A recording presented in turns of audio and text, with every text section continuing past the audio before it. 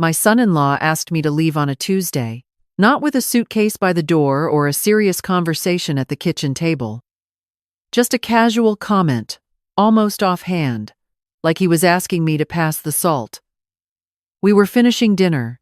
My daughter Claire had made pot roast, and I had spent the afternoon helping her peeling potatoes, setting the table, keeping my 3-year-old granddaughter Lily entertained so Claire could focus. My son-in-law Marcus came home at 6:30, loosened his tie, sat down, and barely looked up from his phone during the meal. Then, just as I was clearing the plates, he said it.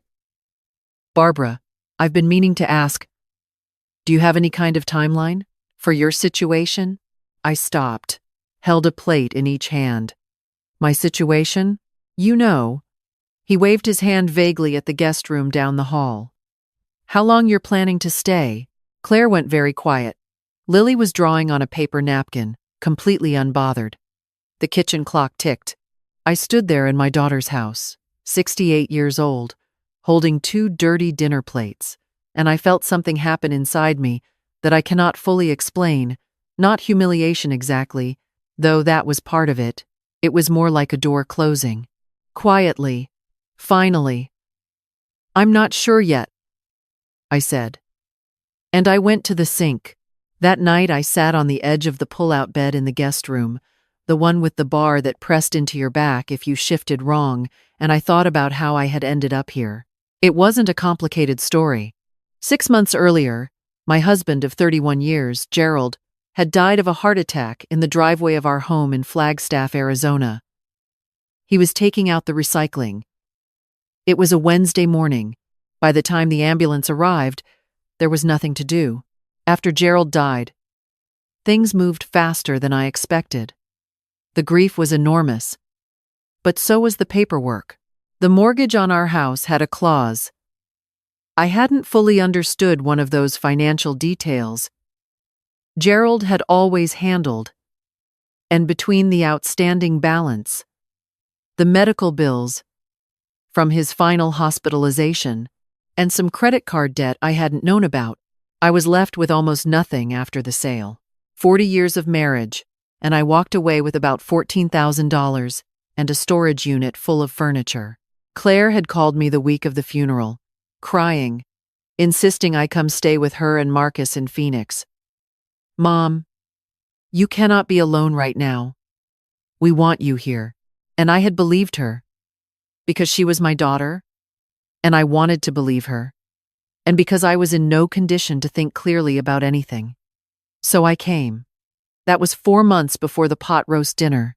In those 4 months I had cooked breakfasts, watched Lily 3 days a week so Claire didn't have to pay for extra daycare, driven Lily to her music class every Thursday, handled the grocery shopping twice a week, and kept the house cleaner than it had been when I arrived. I wasn't doing these things to earn my keep. I was doing them because that's what I'd always done. Because it felt good to be useful. Because taking care of people was the only thing that made grief manageable. But Marcus saw it differently, I suppose. Or maybe he didn't see it at all. After his question about my timeline, things shifted in the way that things shift when something unsaid finally gets said. He wasn't rude exactly. He was just absent. He stopped making eye contact with me at meals. He started having long, quiet conversations with Claire in their bedroom with the door shut. Once, I walked past and heard my name, and I kept walking. About 3 weeks after that dinner, my sister Patricia called. Patricia is 72, lives in Tucson, and has always been the practical one between us. When our mother was ill, Patricia was the one who researched facilities and read the fine print on insurance documents while I sat by the bed holding our mother's hand. I love her for it. "How are you, really?" she asked.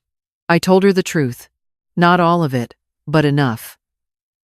She was quiet for a moment. Then she said, "Barbara, you know Uncle Roy's estate finally settled." I had almost forgotten about Uncle Roy. He was our mother's older brother, a man I had met perhaps a dozen times in my life. He had never married, never had children, and had spent 40 years working in the oil industry in Texas before retiring to a ranch outside Midland.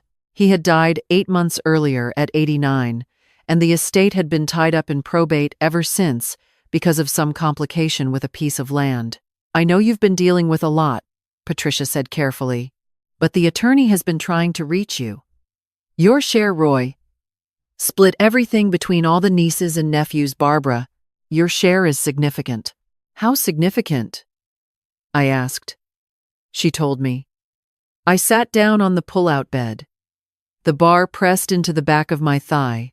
Outside the window, a sprinkler was running in the neighbor's yard, going back and forth, back and forth. "Are you sure?" I said. "I've already spoken to the attorney twice. It's real, Barbara. It's yours." The number was $2,340,000. I want to be honest about what I felt in that moment, because it wasn't joy. Not immediately. It was something stranger than that. A kind of vertigo, like the floor had shifted under me. Gerald was dead, and I was sleeping on a pull-out bed. And my son-in-law wanted to know my timeline, and somewhere in a lawyer's office in Midland, Texas, there was a check with my name on it. I thanked Patricia, told her I needed time to think, and asked her not to tell anyone yet. "Of course," she said. And then, "Barbara, don't let anyone take advantage of this." I didn't sleep much that night.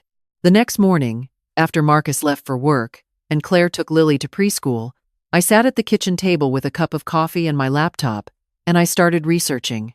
I had always let Gerald handle the financial side of our life, and I had paid a price for that, and I was not going to make the same mistake again. I read about inheritance and probate and estate taxes and financial advisors for 3 hours straight. Then I found the name of an attorney in Phoenix who specialized in estate planning and private wealth management. His reviews were good. I called and made an appointment for the following Thursday. I told Claire I was going to see a doctor about my knee.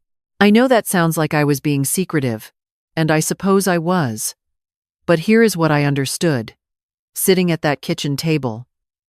I had watched money change people my entire life. I had watched it change Gerald's family when his father died and left an unequal will. I had watched it change my friend Ruth's children when Ruth was diagnosed with a terminal illness, and suddenly everyone wanted to be helpful. Money doesn't reveal who people are, it amplifies it. And the truth was, I didn't yet know who Marcus was when it came to money. I had a suspicion, but I didn't know, so I said nothing. The attorney's name was David Okafor, and he had a quiet office near Camelback Road, with good light, and a small succulent on the corner of his desk. He had been doing this work for 22 years. He listened to my situation carefully. The inheritance, Gerald's death, where I was living, and he did not react with drama or excitement. He just nodded and asked precise questions. "Do you have any immediate financial pressures?" he asked. "No," I said, and I realized it was the first time in 6 months that had been true. We met 3 times over the following month. David connected me with a financial advisor named Susan, who helped me understand how to structure the inheritance so that it would be protected and would grow. I set aside a portion for taxes, a portion in conservative investments, and a portion in a trust that David helped me establish.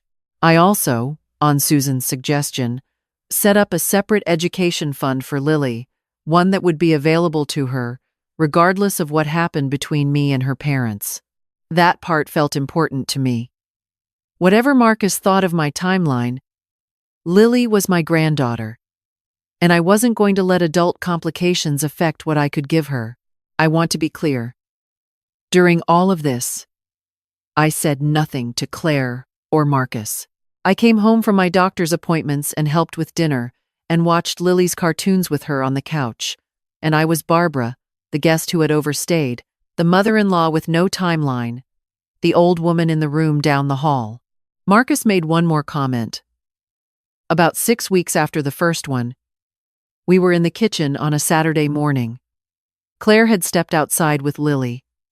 He poured himself coffee, didn't offer me any, and said, still looking at the coffee maker. Claire worries about you. I just want to make sure we're all on the same page. About next steps. I looked at him. I kept my voice very calm. I appreciate your concern, Marcus, I said. I've been making some arrangements. Things are moving forward. He nodded, satisfied, and went to the living room. Things were moving forward, just not in the direction he imagined. I had been quietly looking at property for about 3 weeks by that point. I didn't want to stay in Phoenix, too many associations, too much heat, and honestly, I wanted a fresh start somewhere that was entirely mine. I had always loved Sedona. Gerald and I had driven up there a few times over the years, for our anniversary mostly. And I had always felt something loosen in my chest when we came around that bend on 89A. And the red rocks appeared. It felt like a place where a person could breathe. I found a listing for a casita-style home on a quiet street in West Sedona. 3 bedrooms, 2 bathrooms, a small courtyard in the back, with a Mexican sage and a hummingbird feeder, views of the mesas from the kitchen window. It was listed at $480,000. I called the realtor on a Wednesday morning while Marcus was at work and Claire was at a yoga class and Lily was napping. I made an offer that afternoon. My offer was accepted on a Friday. I told no one. I want to explain something about this period, because I think it would be easy to read this and assume I was being cold or calculating or even vengeful. I wasn't. Or at least, that wasn't the primary feeling. Mostly I was just careful. For the first time in my adult life, I had resources and privacy and time to make decisions without anyone else's voice in my ear, and I was treating that very carefully, the way you'd treat something fragile, something you didn't want to break before you even had a chance to hold it properly. There was one evening, about a week before my closing date, when Claire and I were sitting on the back porch after Lily went to bed. Marcus was inside watching television. The sky was doing something extraordinary. All orange and purple, and the kind of pink that feels almost embarrassing, too beautiful to be real. We sat with our wine glasses and didn't say much for a while. "Are you okay, Mom?" Claire asked eventually. "Really? I'm getting there," I said. And I meant it. She leaned her head briefly on my shoulder, the way she used to do when she was a little girl watching movies. And I thought, she is not Marcus. She is my daughter, and she loves me. And this situation has been as awkward for her as it has been for me. And I felt a kind of tenderness toward her that made what I was about to do feel both easier and harder at the same time. I closed on the Sedona house on a Thursday morning. I drove up there alone. David had asked if I wanted anyone with me, and I'd said no. And I signed the papers in a realtor's office while outside the window, a hawk was circling in the blue sky above the red rocks, which felt like the universe being a little too on the nose. But I appreciated the gesture. I was handed a set of keys on a ring with a small turquoise stone. The house was mine. I drove to the house and stood in the empty living room for a long time. The kitchen window did exactly what I had hoped, the mesas in the distance, the light falling sideways across the rock face, in the way it only does in late afternoon. The Mexican sage in the courtyard smelled clean and sharp when I stepped outside. I thought about Gerald, which I do often. I thought about the recycling bins in the driveway and the Wednesday morning and everything that came after.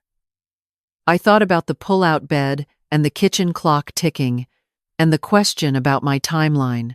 And then I thought, I'm 68 years old and I have a courtyard with sage in it and hummingbirds and a view of the mesas, and whatever comes next, it's mine.